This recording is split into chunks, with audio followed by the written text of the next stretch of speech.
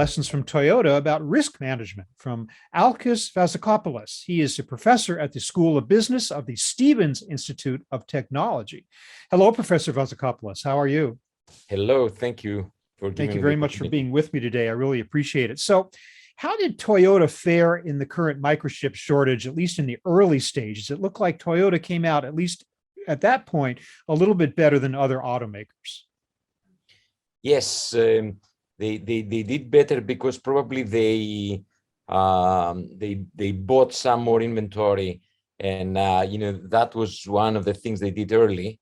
Mhm. But you see what's happening today, all these problems and the bullwhip effect that they created, Yeah, but at creating least in all the these in the early problems. days, though, they had done a forward purchase, I believe, like years earlier, had they not?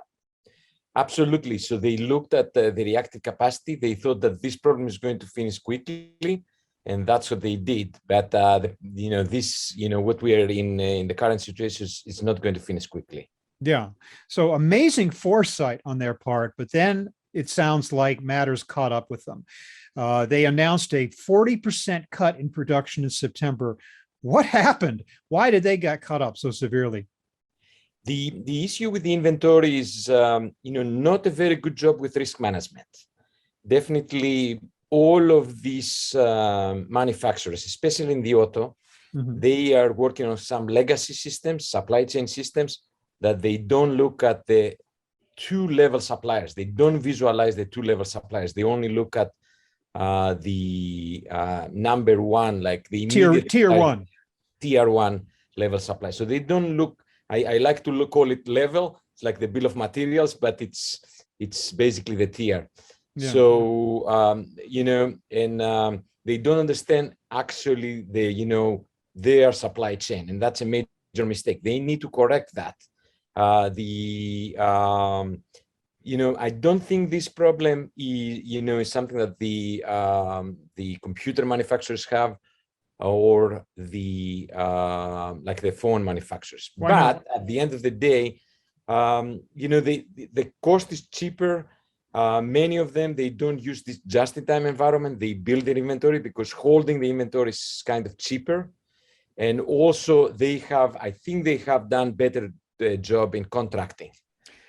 Wait a minute. I want to catch it. You said holding the inventory is cheaper.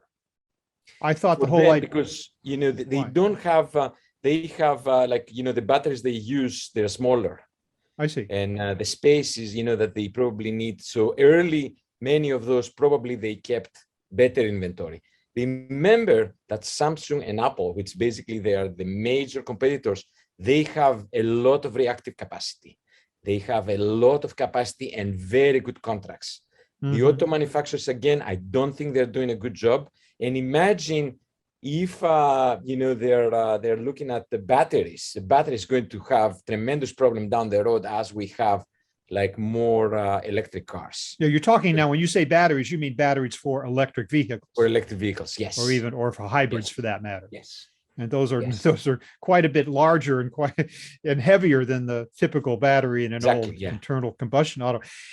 Is the plight of Toyota, what they're facing, is it different now from what other automakers have done? Have other automakers made the same mistake of not reaching up to multiple tiers in the same manner that you just described Toyota? So again, if we go back, in maybe 6 months from now, and we study those, some of them they did well. Those that they were looking at the two tiers, and they're doing better. But I think all of them compete for these chips, and most of them they're going to have problems. Correct? Toyota is now a very clear problem that they had basically in the situation they are, and of course it's one of the leaders. And they need a lot of capacity. I am so surprised at what you're saying, because Toyota is such a pioneer in terms of business process strategy, the originator of the so-called Toyota production system, the reliance on Kanban and just in time and Six Sigma. It just seems like they were so forward thinking in so many ways, and yet here they stumble on a very basic thing that is not getting visibility of your tier two suppliers. That just sounds like a contradiction to me. Yes, but this we see it everywhere with the tier Mhm. 2 and the tier 3 and the tier 4 suppliers. Ah, That's why you have these smaller companies that they try to bring these visualizations, smart AI technologies that they understand fluctuations in demand. So mhm. we have, a lot like Harvard Business Review. There are many articles the last year, 2 years because of the pandemic. Again, the pandemic was a very dramatic event, and we now understand all these problems. Of course, there is demand for cars, correct? Mhm. You know, people now, employees work from home. They needed the car. They don't go back. They don't want to use transportation like what we have here in New York. They want to drive. So all these things, they create this problem, and that's what the problem we see right now with Toyota. So it's more than just a question of chips. It's not just about microchips at this point. Absolutely. The whole thing is the notion of just in time. We need a new framework to understand, how we can go to the next generation of supply chain systems. But we're not, Definitely. but we're not throwing just in time totally out the window, are we? I mean, Absolutely. No, it not at still all. has some value in minimizing inventory to the greatest extent possible. Absolutely. Absolutely. But we need smarter supply chain systems. This is very important. Also, the last 10 years, companies, they haven't spent a lot of time in supply chain software. Remember that in 2000, 2005, we had the emergence of ERP systems. A lot of supply chain software came up. Mhm. What are the innovations we've seen the last like 5 years? Everybody's talking about AI and machine learning, but we don't see new smart technologies that will help us in the area of supply chain. Well, we do hear about the need, at least the stated need for supply chain visibility up multiple tiers. People talk about it all the time. People talk about maybe blockchain as one aspect, one potential way of monitoring supply chains. And yet you're saying that that doesn't mean that there's been a wide acceptance of the technology needed in No. order to make this possible. And with blockchain, we see things in the news about the blockchain, but we don't see, we don't see drastic implementation in many of the supply chains. Absolutely not. Yeah. What we've seen in the supply chains and in warehousing, we've seen the great work that Amazon has done with robotics. That was a big technology, but again, in the respect to the inventory, we are running on legacy systems, and that's what happened. Wow. So just going forward, do you think that automakers are seeing the light, Toyota specifically, automakers in general? Do you think they're going to take a deeper look into their multi-tier supply chains so as to avoid problems like this happening in future? Absolutely. This 30% reduction in capacity is going to create, this is a visible problem for the CEO and the executives to go back and understand what happened and, make some decisions. Where do they want to go? Let me tell you something. You look at Pfizer. Pfizer has a CEO who knows about vaccines, correct? Did Yeah. they, did we see any problem? We saw some problems about inventory problems, vaccine components. But we didn't see major problems that they will cut the production, correct? That thinking we need to bring in some of those industries.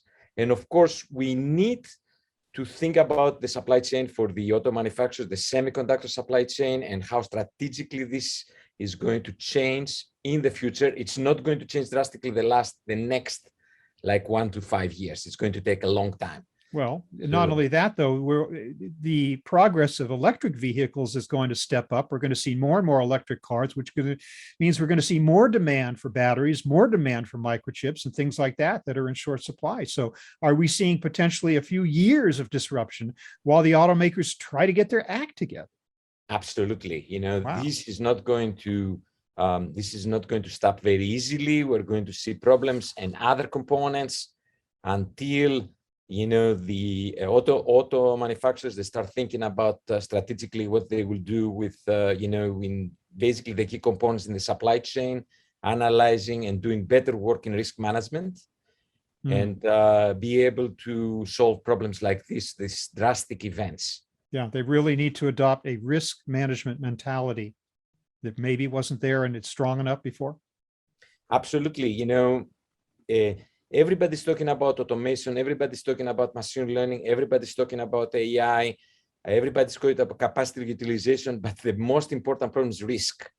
And that's what nobody's talking about. Like, you need to be very clever creating like blueprints how you are going to solve problems like that. So you need to, when a problem like that comes, or you think it's going to come, you need to have the book, you need to have your blueprint ready, and you need to have developed a method, like a solution very quickly. Not only, okay, I'm going to order more inventory now and solve it for 6 months, and then, again, this is going to, the problem is going to come back again after 9 months. Well, good lesson for Toyota, good lesson for the automaking industry in general.